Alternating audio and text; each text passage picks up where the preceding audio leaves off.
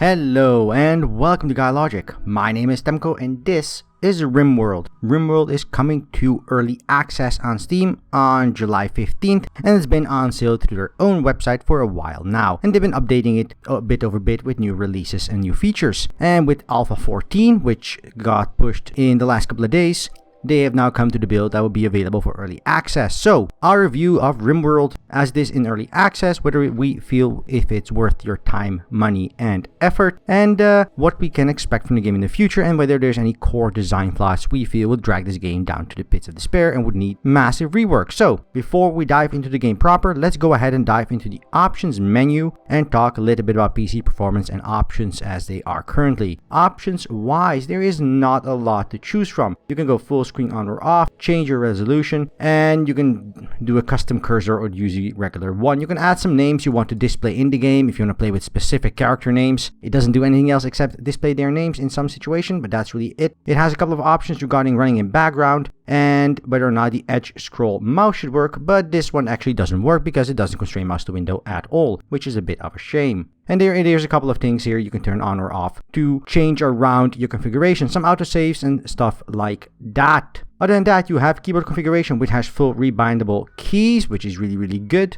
You have the language choice you want to do. There is quite a few languages. I'm not sure how complete these are overall. I'm pretty sure this is done mostly to volunteers in sending in their resource files over through the website or through the Steam Workshop. So I have no idea how complete that is, but English-wise, it's pretty complete. And you can change your game volume and music volume, which is two separate sliders, which is fine. There's basically no graphical options here at all outside of some pre-options, and that is fine for a 2D top-down game, but I would have liked to see some other stuff around here, such as colorblind mode and all the things like that I normally talk about.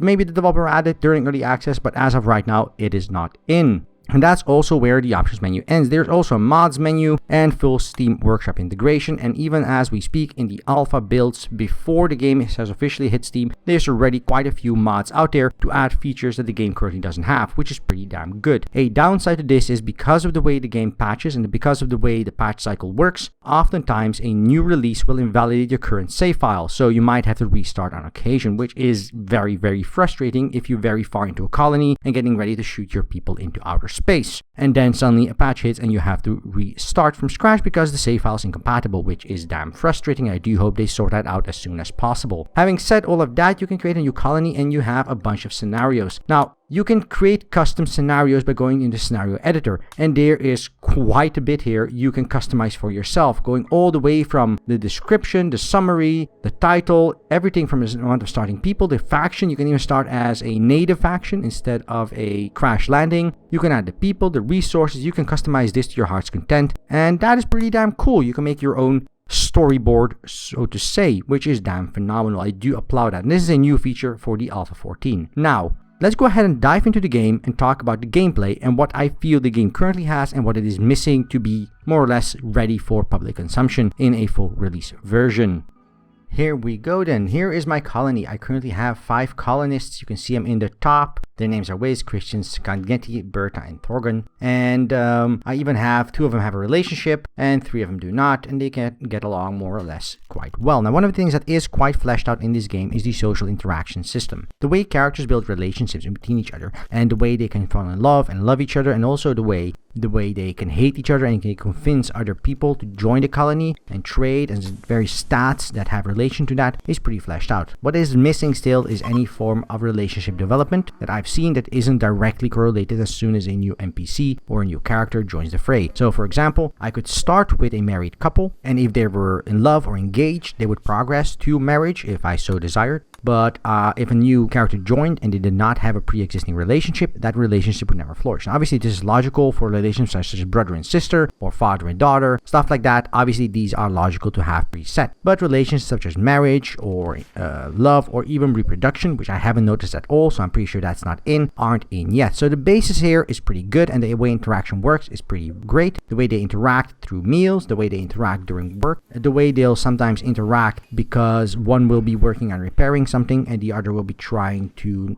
carry the materials. All these interactions are pretty well made together. There is also a very extensive skill as well as health system. So the skill system is pretty straightforward. There is a bunch of skills. Certain characters have access to those skills, and based on certain traits, they may be restricted from certain skills. For example, a character that is against violence will probably not have any of the skills in relation to shooting someone or stabbing someone. So that is pretty straightforward. They'll be incapable of performing violence, so those skills are locked to them. Some others have, for example, the ability not to be a scientist, so they can't do research or something like that. Certain others have traits such as intellectualist, that they can do menial labor, such as carrying rocks. So there is some variety here, and that's mostly random. And you can obviously randomize this to your heart content when you start a map to sort of minimize or optimize the way they start. But anyone new that's being added, or anyone you trade for from pirates, or any slaves you get from pirates or something like that, they will be randomized by the game. The way the health system works, that each body part can be damaged, and based on that, certain characters may lose the ability to use an arm, or they may lose the ability to walk or see or do other interactions based on any injuries they may have gotten. And those injuries could be from a workstation exploding, from animal attacking them, from being shot by a friendly ally who's trying to hunt an animal. There's quite a few varieties of getting injured. There's also sickness, such as infections and asthma and stuff like that. So on all that is pretty well implemented. The healing side is still a little bit bare bones in my opinion. There are doctors and they have a skill like any other skill, and they upgrade that, and they can use a different level of quality health packs.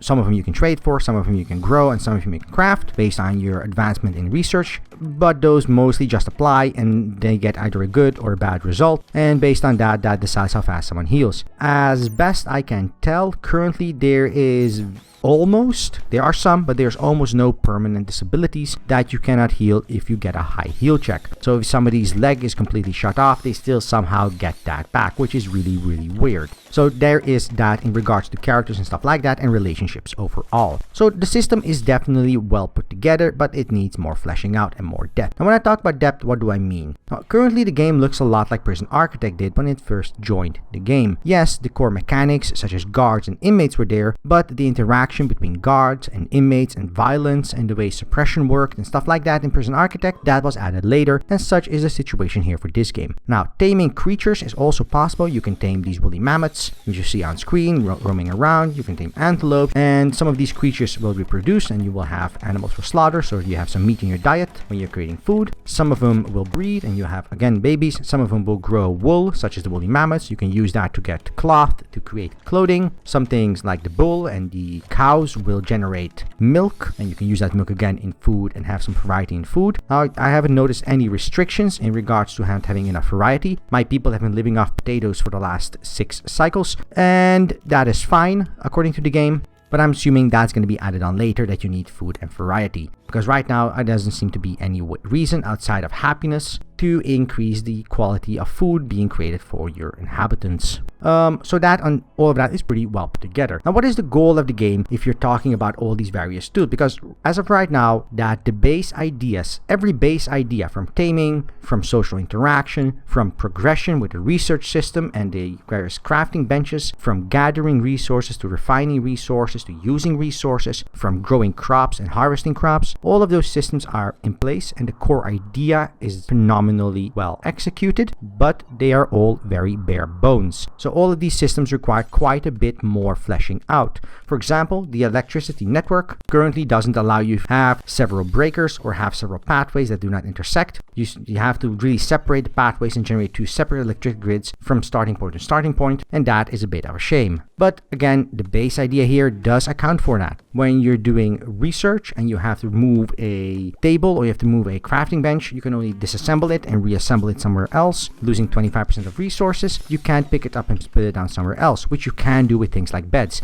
So all the core ideas are pretty well put together. But what is the goal? Well, the goal here is pretty straightforward. Build a colony and be triumphant. You can get people, and you can make scenarios for yourself. As I said, and these scenarios can have a variety of objectives. You can could say you have a scenario that says survive for 10 cycles in a northern climate, which is this is a tropical climate, so I always have summer, which is the easiest way to play. You can have a northern climate, which is always winter, which means your crops will never grow, meaning you'll have more of a hunter-gatherer style of civilization where you have to hunt animals and tame animals and make sure you have enough production, whereas I can just plant crops and they'll grow year round. And I also have solar plants, which will generally provide me maximum amount of light, so maximum amount of energy, which is pretty damn good. Now, all of these things, again, you can see my screen what I'm doing. I'm creating animal areas, I'm creating home zones, I'm creating a whole bunch of these things all together in very, very minute detail, which means that even up to the severity and importance I put on skills or certain things being done. For example, I find it very important that food is being prepared every day in sufficient quantity. I can put the cooking action on those who have the cooking skill at a higher priority than, say, the ability for them to move around rocks that are sort of lying in the way and I don't like the look of them. I can put taming animals and training animals higher than I would, for example, put someone making sculptures to make it look prettier, and I can customize this as I deem fit on the fly.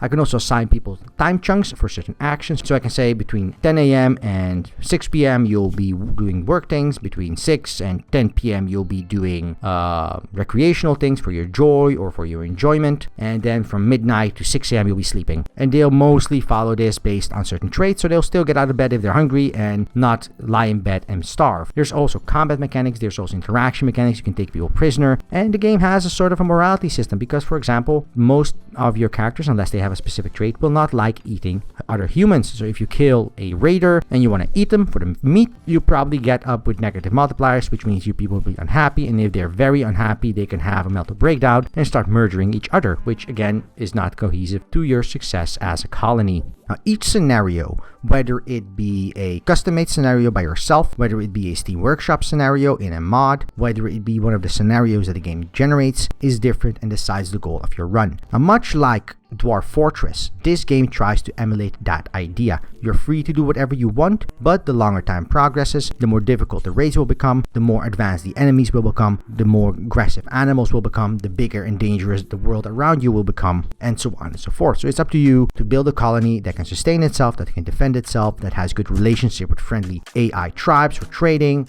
that has a good stable income of food, that can survive winters, and so on and so forth. And these will become more difficult. You'll have lightning storms, you'll have fires, you have to put out quite a bit of things in relation to that. So overall, the game sets a tremendously well-rounded foundation for a very cool sandbox sort of sim game where you build a colony. Now, as I said, the game reminds me a lot of Prison Architect in that it leaves you freeform in what you're doing within the parameters of what the game is capable of. So if you want to be a peaceful agrarian society, you can do that. If you want to be an aggressive, meat-oriented hunter-gatherer society, you can sort of do that. The game doesn't have all the tools in place yet, much like Prison Architect didn't when it initially released. And the way I see it, these two have a lot of parallels. Initially selling through their own website, and then going on Steam Early Access once they had the base foundation down, and then going from there. Now, where Prison Architect is a massive success story, we can only speculate on how RimWorld will be doing, but going by the way the developer has been doing over the last couple of months, and even the last year during development, I can safely say that this seems to be going in the right direction. Whether or not you want to spend your money on it, well, that boils down to the following point. Currently, I've had to restart the game 3 times in the last 2 weeks when I had this review copy. I had to restart my entire colony because changes to the game fundamentally changed certain mechanics which were incompatible with my save file, which is okay and fine in a pre-release version, but once the game hits the mass market, which is basically the case right now with Steam, I don't feel that is acceptable. Also, currently there's very few ways to progress outside of the predefined paths. So if you run out of iron on a map, you're basically screwed until you can trade some iron from some other tribes, which can take quite a while if you don't get lucky on the RNG from when they come and buy and trade, or if you don't have RNG in your position where you are on the world map, which is definitely a bit of a shame. I wish there were more pathways and more divergence in choices you can make, and I'm assuming that will come later down the line. Also, the late game stages of the game I haven't been able to fully explore, but they are still very bare bones in the way the sci-fi and space age work. As of that, also technology and the way you research and the way you progress to various tires is a little bit wonky here and there. Going directly from having wood cabins with beds to high-tech research stations and solar power plants for energy is a little bit wonky. I'd expect to first get fire or oil, maybe coal, then having the ability to upgrade finally to maybe wind and solar energy before going down to nuclear or something like that, which seems to be the general progression for things. But is not the case here because currently the game just doesn't have enough assets. Now the game is adding those at a pretty nice rate. The last update, Alpha 14, added a whole slew of wildlife animals in a variety of ways, from passive squirrels and rats you can easily kill, up to cows that will murder half your people in one hit. So there is quite a bit here to do, but it is still a very bare bones experience, and it's up to mods as well as development time to show that this very cool foundation with a lot of nuance and detail that reminds me of both Prison Architect in gameplay and Dwarf Fortress in scale and scope, whether or not it can execute it to a level where people will keep playing it and building on the foundations of this game, because I feel this game will either stand or fall based on the mod and fan support that is provided and the amount of content available for new iterations for players to keep playing the world and keep playing with their colonies. Overall, I really enjoyed my time with RimWorld, and I'll be coming back to this game over the course of early access just because it is a very enjoyable experience. The variety of random modifiers, the in-depth ability to control, customize, and contain certain animals and people, the ability to designate tasks and priorities to those tasks without RNG is very welcome. But at the end of the day, it is still a very early access title, missing a lot of key features and missing a lot of functionality, being obtuse at certain times and hiding certain information just because it hasn't been brought out to the service yet. They're not there yet, and the game does require quite a little bit of time in the oven to be ready for prime time. Whether or not you feel the game already has enough content is up to you, but it is a very enjoyable experience, and I am really curious what RimWorld will be doing during early access to expand on this very solid foundation. So thank you for watching. If you enjoyed this video, press the like button below. If you didn't enjoy this video, there's a dislike button for exactly that. And leave a comment. Tell us what you liked. Tell us what we can do better. We want to hear back from all of you. And if you want to see more content like this, just press that subscribe button down below and we will deliver. And until then, I wish you a good day, and until next time, right here on GuyLogic.